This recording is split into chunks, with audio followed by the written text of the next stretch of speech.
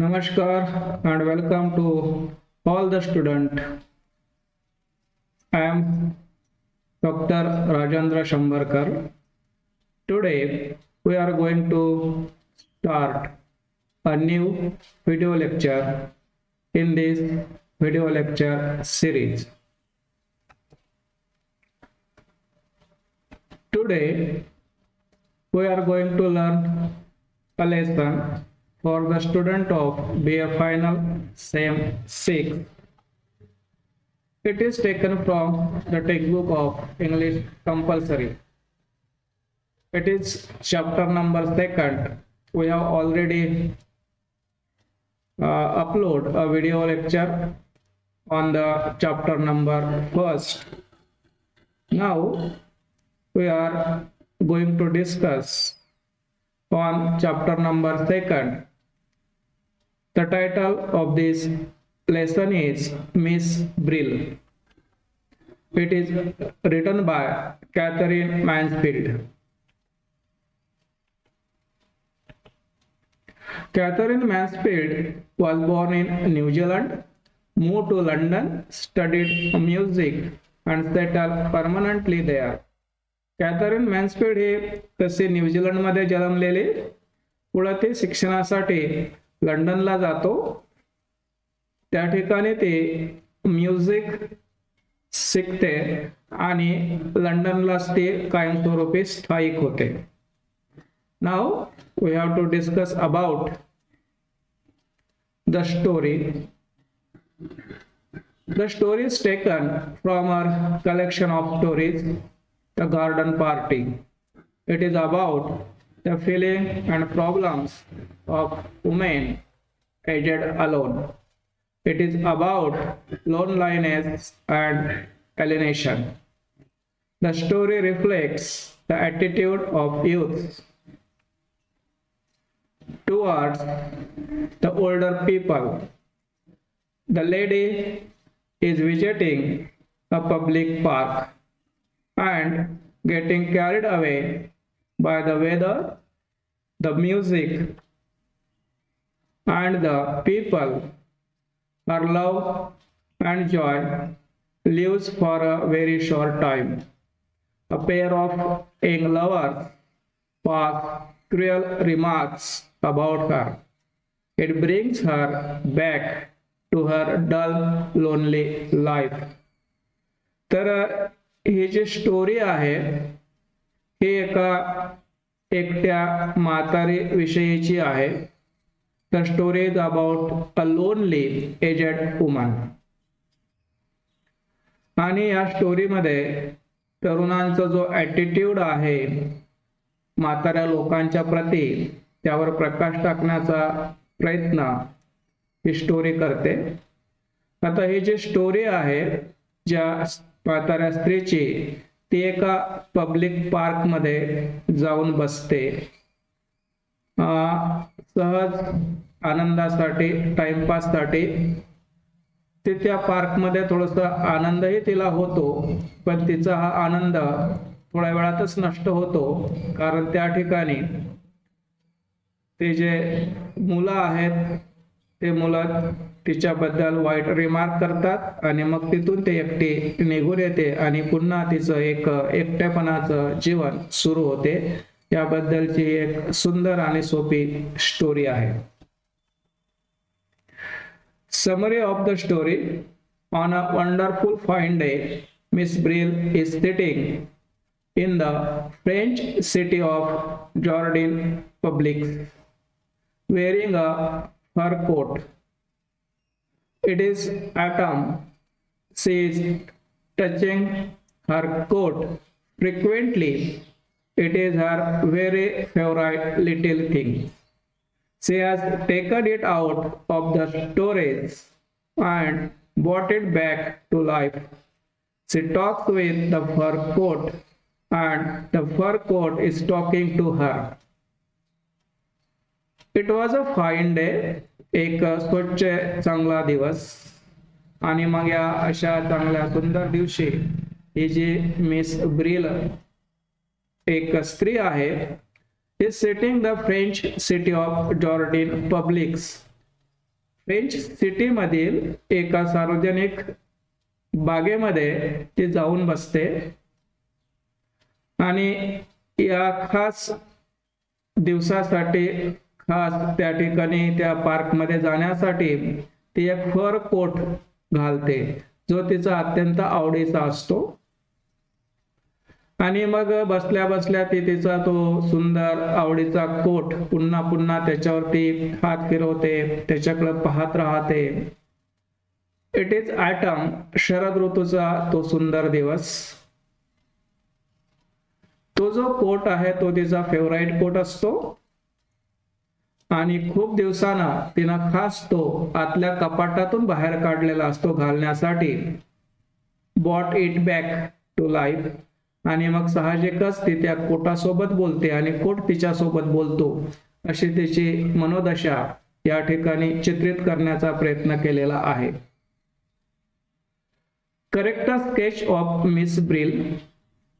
तर टायटल आहे या स्टोरीचं मिस ब्रिल आणि म्हणून साहजिकच या स्टोरीमधील मुख्य पात्र आहे मिस ब्रिल आणि या मुख्य करेक्टर स्केच आपल्याला परीक्षेसाठी समजणं गरजेचं असतं. यावर प्रश्न येऊ शकतात. Miss Brill is a middle aged unmarried English tutor. She is imaginative, she is optimistic and observant. She would eat her slice of cake on her way home from the baker's. Her reflections about her day-to-day life reveals that she is extremely lonely. She substitutes reality with fantasies about the lives of the people she comes into contact with. These fantasies reveals her personal desire and her judgmental approach to the others. या ठिकाणी या miss ब्रिलचं characters ती एक स्त्री नेमकी कशी आहे त्याबद्दलचं वर्णन आहे. She is a middle aged unmarried English tutor. म्हणजे ती आता वयस्कर आहे, मध्यम वयाची झालेली आहे, अजूनही एकटी आहे, ती अनमॅरिड आहे आणि ती ट्युटर म्हणजे टीचर आहे. शी इज इमॅजिनेटिव्ह, ती कल्पनेमध्ये वावरणारी आहे. सोबतच शी इज ऑप्टिमिस्टिक, ती आशावादी आहे आणि ऑब्झर्वंट, बारकाईनं निरीक्षण करणारी आहे. हे तीनही शब्द गरजेचे आहे. शी इज इमॅजिनेटिव्ह काल्पनिक, शी इज ऑप्टिमिस्टिक आशावादी, शी इज ऑब्झर्वंट बारकाईनं निरीक्षण करणारी. She would eat her slice of cake. ती एखादा केकचा तुकडा खाते, रस्त्यानं चालता चालता बेकर कडून ती घेते आणि तिचं जे रिफ्लेक्शन आहे, तिची जी पर्सनॅलिटी आहे तिच्या सगळ्या वागण्यातून दिसते आणि तिच्या या सगळ्या वागण्यातून हे आपल्या लक्षात येते की शी इज एक्स्ट्रीमली लोनली. ती संपूर्णपणे एकटी आहे आणि तिच्या जीवनामध्ये जे काही रियालिटी आहे त्याला ती कल्पनेच्या स्वरूपात घेते आणि कल्पनेतच जगण्याचा प्रयत्न करते. आणि जे इतर लोक आहेत तिची अशी डिझायर आहे आणि जजमेंटल अप्रोच आहे, इतराबद्दल ती जाणून घेण्याचा प्रयत्न करते, इतराबद्दल आपलं मत व्यक्त करण्याचा प्रयत्न करते. आता ही स्टोरी जिथं घडली ते पण आपल्याला जाणून घेणं गरजेचं आहे. The story take place in a park. एका पार्क मधली ही गोष्ट. The story takes place in the park. The park is a vibrant. अत्यंत खुश असं वातावरण त्या पार्क मध्ये. कलरफुल एरिया आहे. In which Miss Brill is sitting on a usual bench. She is adjusting her fur and watching all of the people around her while a band is playing nearby. Today, this music band is playing louder and happier music than last Sunday as the autumn season has started. हा जो autumn season आहे हा त्या देशातील अत्यंत खुश आणि स्वच्छ सुंदर हा ऋतू आणि म्हणून एका पार्क मध्ये ती जाऊन बसते, नेहमीच्याच बेंचवर बसते त्या पार्कमध्ये एक बँड पण वाजत असतो आणि इतर दिवसापेक्षा तो बँड आणखी जोऱ्यानं आणि आणखी आनंदानं सुरू असतो. इन शॉर्ट, त्या ॲटमच्या त्या दिवशी त्या बगीच्यामध्ये पार्कमध्ये सगळीकडे आनंदाचं वातावरण आहे आणि म्हणून स्वतःचा एकटेपणा कमी करण्यासाठी she goes to there and use in her usual bench. तिच्या नेहमीच्या बेंचवर ते जाऊन बसते. पुन्हा तिचं चालू असतं she is adjusting her fur coat आणि ती तिचा फर कोट सांभाळत असते, त्याच्याकडे पाहत राहते आणि ऍडजस्ट करत राहते. सोबतच आजूबाजूलाही ती पाहते. Few people in the park are listening to the music casually, but Miss Brill is listening carefully. Two fine old people, a man and a woman, sat beside her favorite seat. There are some little children running around. People are responding to one another. All the elderly children, young ladies and gentlemen were in happy mood. पुन्हा एकदा त्या बगीच्याचं सुंदर वर्णन या ठिकाणी लेखकानं केलेलं आहे. Few people were in that park and they वर लिसनिंग द म्युझिक कॅज्युअली. म्हणजे थोडेसे लोक होते, ते सहजच ते बँड ऐकत होते, त्यांचं काही फार लक्ष त्यांच्या त्या बँडकडे नव्हतं. But miss Brill is listening carefully. पण ही स्त्री जी आहे मिस ब्रिल, तो बँड काळजीपूर्वक ऐकत होती. आणि दरम्यानच्या काळात two fine old people, a man and a woman, एक म्हातारी आणि एक म्हातारा त्या ठिकाणी येतो. Sat beside her favourite seat. तिचा तो नेहमीचा आवडीचा बेंच आहे, त्याच्या शेजारीच ते दोघं जण बसतात. There are some little children. काही मुलं आहेत, इकडे तिकडे धावतात. लोक एकमेकाला रिस्पॉन्ड करत आहेत, एकमेकाशी बोलत आहेत. काही थोडेसे एजेड आहे, काही तरुण मुलं आहे, काही स्त्रिया आहेत आणि काही पुरुष आहेत. एकंदरीत सगळे लोक आनंदानं त्या बगीच्यामध्ये आपला टाइम व्यतीत करण्याचा प्रयत्न करत आहेत. Old couple and Miss Brill in the park. एक घटना त्या ठिकाणी घडते. एक ओल्ड कपल येतं आणि त्या कपलमुळं मिस ब्रेल वर काय परिणाम होतो ते या ठिकाणी दिलेलं आहे. यावर पण एक क्वेश्चन असतो. Old couple and Miss Brill. Miss Brill is a curious woman. She tends to insert herself into the lives of others. She wants to listen to others. The couple couldn't speak. Her disappointment was at the old couple's silence.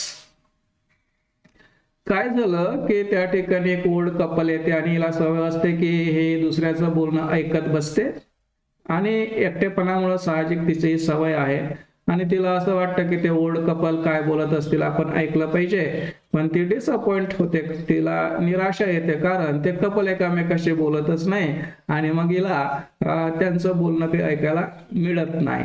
The couple couldn't speak. ते काही बोलत नाही आणि हर disappointed, आणि म्हणून तिची या ठिकाणी निराशा होते, कारण ते दोन्ही जे आहे म्हातारे आणि म्हातारे ते चुपचाप बसलेले असतात आणि हिला मात्र इतरांच्या गोष्टी ऐकण्यामध्ये आनंद असतो. The lovers conversation affect miss Brill. आता बगीचा म्हटलं आणि तो हे विदेशातील इंग्लंड मधला बगीचा म्हटलं की त्या ठिकाणी कपल तर येणारच, म्हणजे तरुण मुलं मुली एकमेकाच्या प्रेमात पडलेले ते त्या ठिकाणी येतात आणि त्यामुळं या मिस ब्रिलवर त्याचा काय परिणाम होतो ते पण या ठिकाणी या स्टोरीमध्ये आलेलं आहे. A boy and a girl who were in love appeared in the park. She was seated near her favourite seat. The girl feels uncomfortable in the presence of Miss Brill. The boyfriend says that she is a nuisance.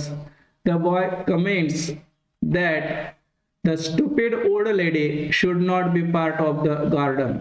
The girl makes fun of Miss Brill's favorite coat. It affects her badly. Hence, Miss Brill left the park in disappointment. आता झालं काय की एक couple मुलगा मुलगी प्रेमात पडलेले त्या ठिकाणी आले, साहजिकच बगीच्यामध्ये आले ते आणि तिच्या फेवराईट सीटच्या जवळच बसले आणि ही म्हातारी असल्यामुळं आणि त्या मुलांना हिचा थोडासा त्रास झाला, त्यांना एकांत पाहिजे होतं आणि म्हणून ती जी मुलगी आहे त्या तिच्या प्रियकरासोबत आलेली ती डिस्कम्फर्ट त्या ठिकाणी तिला वाटतं आणि तिला असं वाटतं की the lady should not be the part of the garden, या म्हातारीने या ठिकाणी येऊन कशाला बसावं असं तिला वाटतं.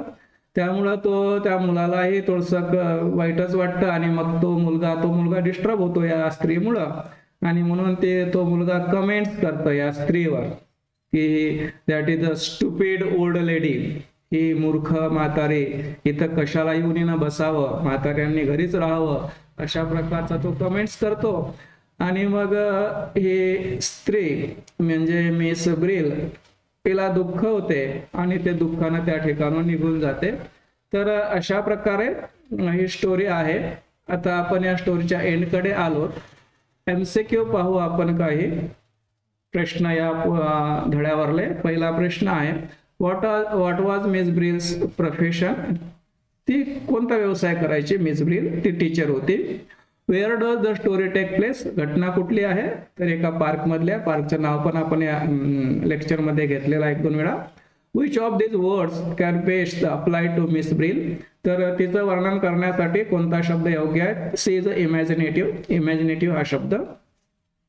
Which of the following is not theme of this story, तर या स्टोरीमध्ये कशाचा उल्लेख नाही आहे. लाईफ अँड डेथ याचा उल्लेख या स्टोरीमध्ये आलेला नाही. Where would Miss Brill eat her slice of cake, केकचे तुकडे ती कुठं खाते. On her way home from the bakers, रस्त्यानं जाताना. Where do the fur and the main characters return at the end of Mansfield Miss Brill, तर शेवट कसा आहे या स्टोरीचा. They return to Miss Brill's room, तर मिस ब्रिल तिच्या रूमला परत जाते आणि या ठिकाणी स्टोरी संपतो. तर it was a short video lecture on the chapter miss Brill. तर एक छोटंसं हे व्हिडिओ लेक्चर आपण या ठिकाणी करण्याचा प्रयत्न केला आणि हे थोडंसं समजून घेतलं आणि लिहिण्याचा प्रयत्न केला तर नक्कीच जवळपास सगळे क्वेश्चन या स्टोरीवरले इतकुशा या लेक्चरमध्ये आपण कव्हर करण्याचा प्रयत्न केलेला आहे. कोणतंही उत्तर तुम्हाला या ठिकाणी मिळेल आणि ऑब्जेक्टिव्ह पण आपण या ठिकाणी डिस्कस केलेले आहे, स्टोरी समजून घेण्याचा प्रयत्न केलेला आहे. तर हा प्रयत्न जर तुम्हाला आवडला असेल आणि तुमच्या परीक्षेसाठी तो जर मदत करत असेल तर नक्कीच व्हिडिओला लाईक करा, मित्रांमध्ये शेअर करा आणि कमेंट्स करा, सोबतच चॅनलला सबस्क्राईब करा. तुम्ही सगळ्यांनी हा व्हिडिओ पाहिल्याबद्दल तुमचं सगळ्यांचं वेलकम आणि सोबतच सगळ्यांना धन्यवाद. पुन्हा नव्यानं दुसऱ्या एखाद्या व्हिडिओ लेक्चरमध्ये आपण भेटणार आहोत. तोपर्यंत खुश राहा, आनंदी राहा, अभ्यास करत राहा आणि अभ्यास एन्जॉय करायला आपण शिका. Thanks again, see you again next time.